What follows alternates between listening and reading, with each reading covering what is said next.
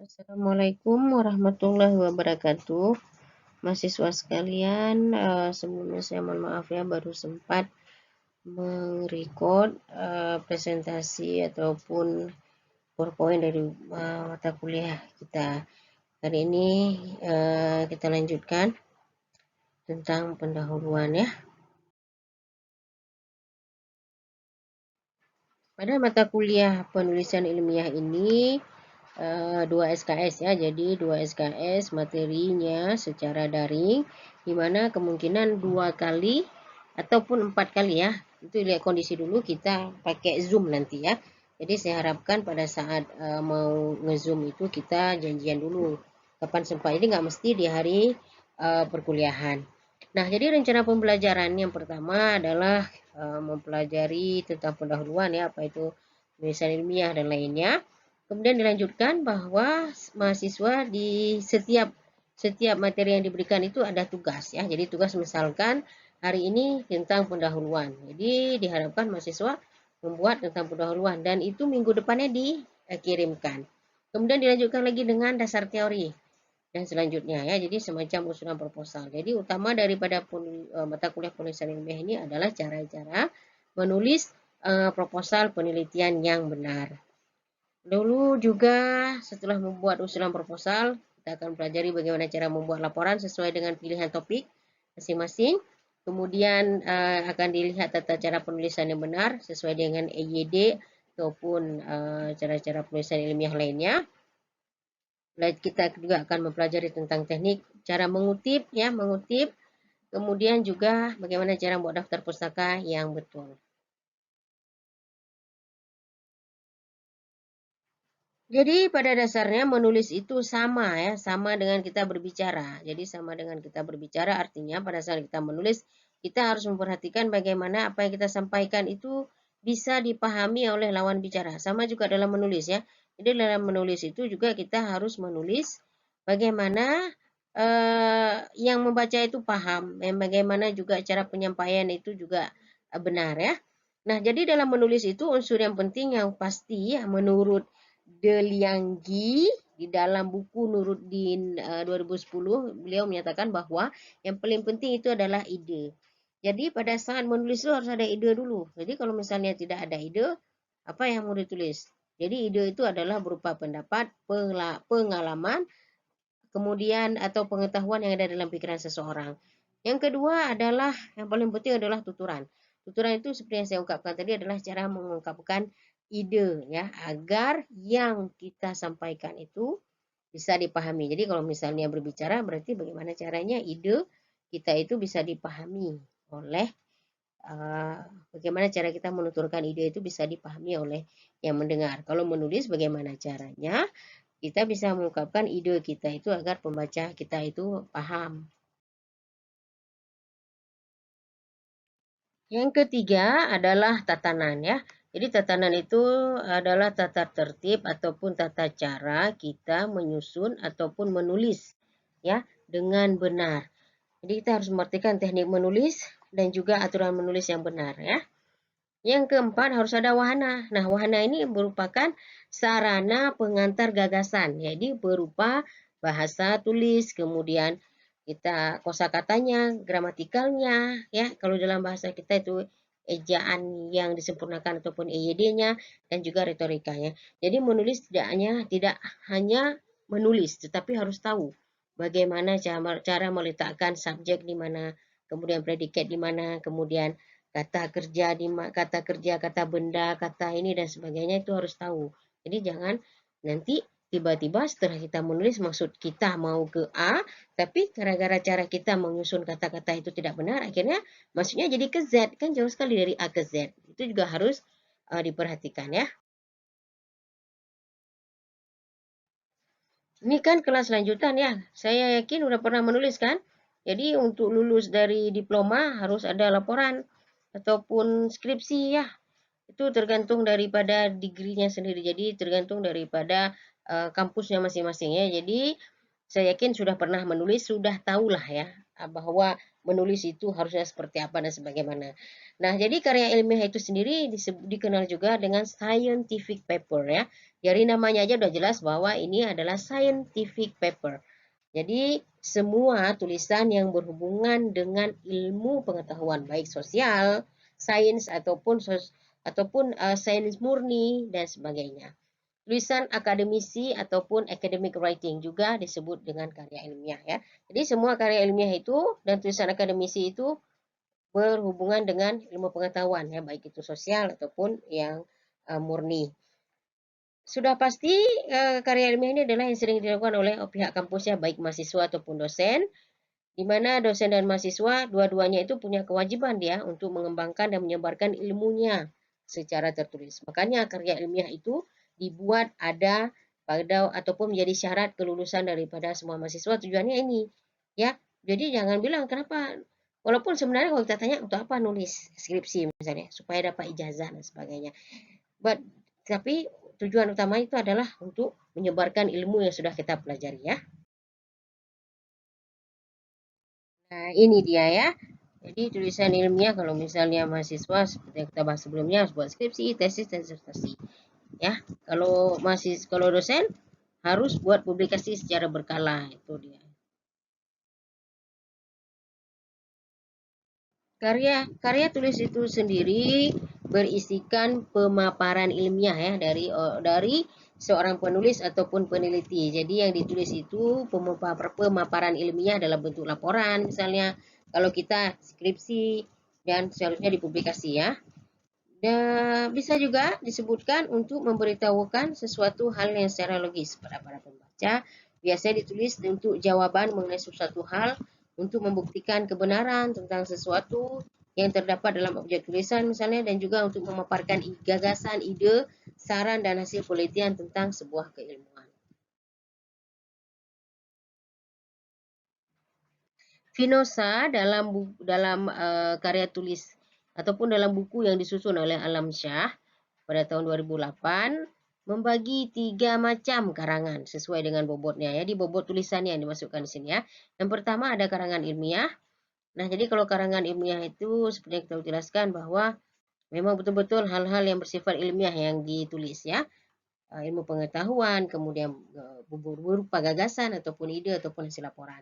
Kemudian ada yang kedua karya semi ilmiah ataupun ilmiah populer. Mungkin contohnya kalian pernah baca Turbus misalnya. Nah, itu kan sisi ilmiahnya ada, kemudian sisi trennya juga ada. Ya, tren tanaman A misalnya, kayak sekarang tren tanaman bunga misalnya. Secara ilmiah akan dijelaskan bagaimana teknik bunga ini bisa tumbuh dengan bagus. Tapi di sisi non ilmiahnya itu dibahas melalui bahwa ini sudah jadi tren ya, sudah jadi market trennya di Indonesia sekarang masalah bunga itu udah ke arah yang lain lagi. Kemudian yang ketiga karangan non ilmiah. Karangan non ilmiah itu seperti novel misalnya ya. Robert Day dan Barbara Gastel ya. Dia sebutkan bahwa karya ilmiah itu adalah a scientific paper is a written and published report describing original search results. Jadi maksudnya adalah karya ilmiah itu adalah karya tulis yang sudah ditulis kemudian dipublikasikan. Ya, dipublikasikan menggambarkan situasi yang asli. Jadi hasilnya itu hasil yang murni ya dari hasil penelitian. Jadi karya ilmiah itu harus ditulis dengan tata cara yang benar, harus menggunakan etika ilmiah dan prosedur penerbitan. Nah, jadi dalam cerita prosedur penerbitan ini adalah setiap penerbit itu punya panduannya sendiri. Jadi punya cara menulisnya sendiri. Jadi misalkan dalam jurnal kesehatan A. Nah, itu cara tulisnya itu ada pendahuluan, kemudian metodologi misalnya, kemudian yang ketiga hasil dan pembahasan. Itu hasil dan pembahasan digabung dalam satu bahasan misalnya. Tapi ada etik di jurnal kesehatan B, hasil dan pembahasan itu dipisah. Jadi hasil dulu kemudian baru pembahasan.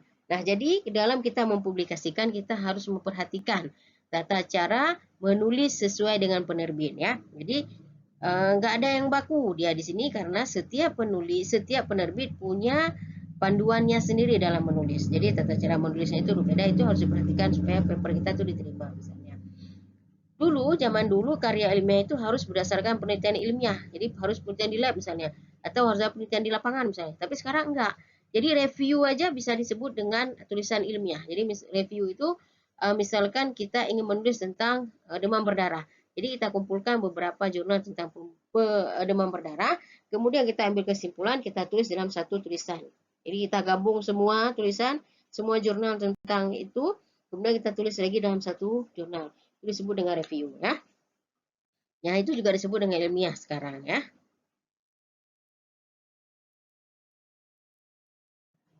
Paul Jones di dalam bukunya Nuruddin juga tahun 2010 menyebutkan ada 10 ciri-ciri karya ilmiah. Yang pertama harus ada data ya. Baik data primer ataupun data sekunder ataupun data-data review tadi.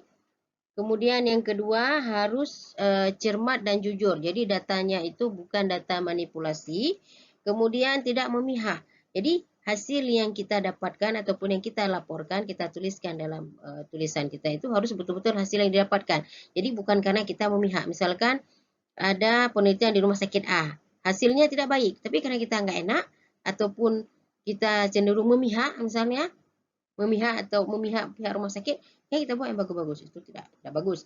Kemudian yang keempat harus sistematis, itu sistematis harus runut, misalnya dari A ke B, jangan dari A ke C dulu. Jadi itu harus sistematis, baik sistematis dari prosedur penelitiannya ataupun sistematis dari prosedur penulisannya. Kemudian tidak bersifat haru ya, jadi tidak membawa emosi di sini. Jadi harus betul-betul objektif. Kemudian yang keenam mengesampingkan pendapat yang tidak ada dasarnya. Jadi semua pendapat yang ditulis itu harus ada dasarnya ya. Referensinya itu harus ada.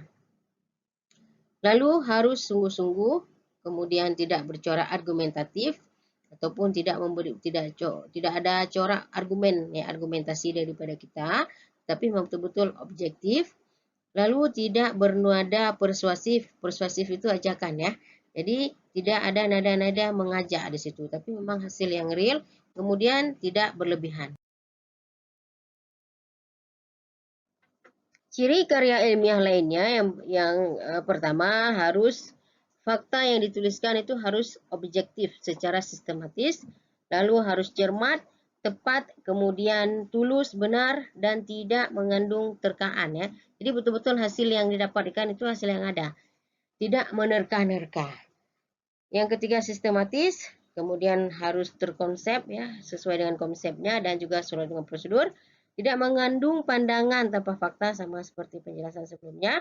Kemudian tidak emosi dan tidak bersifat argumentatif. Sedangkan yang non ilmiah, yang pertama bersifat subjektif ya. Kemudian ada kandungan ataupun mengandung usulan-usulan dengan efek dan kesimpulan yang diharapkan penulis. Jadi tidak sesuai dengan fakta. Jadi apa yang kita pikirkan itu yang kita tulis. Contohnya seperti orang menulis novel. Orang menulis novel itu dia bisa jadi apa saja kan di dalam novelnya. Jadi dia bisa memakai kata ganti pertama, orang pertama, aku. Misalnya bisa saja kita dalam novel kita, ya namanya aja novel ya, jadi karangan. Jadi apa yang diharapkan penulis sudah dituliskan, tapi tidak realitanya tidak seperti itu. Kemudian bersifat persuasif ataupun ajakan. Rata-rata pandangannya itu tidak berdasarkan fakta yang ada. Jadi lebih ke menghayal misalnya. Kemudian motivasinya itu untuk keuntungan pribadi. Misalnya kalau misalnya dia menulis novel yang menarik, ya dengan hayalan dia dan sebagainya, banyak yang baca, banyak dapat keuntungan misalnya. Jadi bisa ada ada kepentingan pribadi lah di situ. Kemudian berlebih-lebihan ya, bahasanya itu berlebih-lebihan. Lalu kesimpulannya itu bersifat argumentatif ya, ataupun pendapat argumentasi. Ada beberapa bentuk-bentuk karya ilmiah. Yang pertama karya tulis ya, sifatnya umum, biasanya karya ilmiah populer. Kemudian ada paper ataupun manuskrip, itu dibuat berdasarkan kajian pustaka ya, untuk dipublikasikan Jadi ini biasanya nih hasil penelitian bisa, hasil review bisa, dan sebagainya. Tapi harus ada kajian pustaka. Jadinya harus ada referensi. Kemudian yang ketiga, makalah dibuat biasanya untuk dipresentasikan di dalam seminar ataupun untuk ini ya, apa namanya, tugas kuliah dan sebagainya. Walaupun selama ini orang nulis makalah itu tidak sesuai dengan kaidah-kaidah penulisan ilmiah yang benar ya. Tapi itu tetap juga disebut dengan karya ilmiah. Kemudian yang keempat ada laporan, biasanya dibuat untuk melaporkan hasil penelitian ataupun pengamatan ataupun yang di laboratorium misalnya ya. Kemudian yang kelima ada skripsi. Skripsi ini adalah hasil penelitian ataupun bisa juga hanya kajian pustaka seperti saya bilang tadi. Itu untuk mendapatkan jenjang S1 harus menulis skripsi ataupun sebagai syarat ya. Syarat untuk mendapatkan S1, gelar S1 harus menyelesaikan skripsi. Selanjutnya ada tesis ya. Tesis itu adalah hasil penelitian ataupun kalau skripsi untuk S1, tesis untuk S2, disertasi untuk mendapatkan gelar S3 ya. Kemudian ada buku ataupun textbook. Itu biasanya adalah buku yang ditulis pada setiap dipakai dalam satu mata kuliah ya ataupun referensi. Lalu ada diktat. Nah, diktat ini tulisan dari dosen yang mengasuh mata kuliah tertentu. Jadi dari hasil-hasil dari beberapa materi beliau buat diktat. Kemudian ada jurnal berisi hasil-hasil penelitian ya yang terbit secara berkala dari bulanan ataupun sampai dengan tahunan. Nah, ingat nggak ya tadi nomor keberapa, kedua apa ketiga paper ya. Nah, jadi kumpulan daripada paper-paper tadi dimasukkan dalam satu jurnal. Misalnya jurnal demam berdarah misalnya. Jadi semua tulisan orang itu tentang demam berdarah. Jadi satu jurnal itu bisa berisi 10 ataupun sampai 50 paper ya. Jadi jadi jurnal itu adalah yang menerbitkan paper-paper tadi. Jadi jurnal adalah kumpulan berisi tentang hasil-hasil tulisan, hasil-hasil penelitian yang terbit berkala ya. Jadi apakah ada yang terbit mingguan, ada yang terbit bulanan, ada yang bahkan tahunan ya. Kemudian ada yang namanya buletin lagi, itu biasanya karya ilmiah berupa resensi dari buku-buku baru. Jadi berita acara, baik berita acara seminar, buka karya juga pertemuan ilmiah juga di dalam bisa di buletin.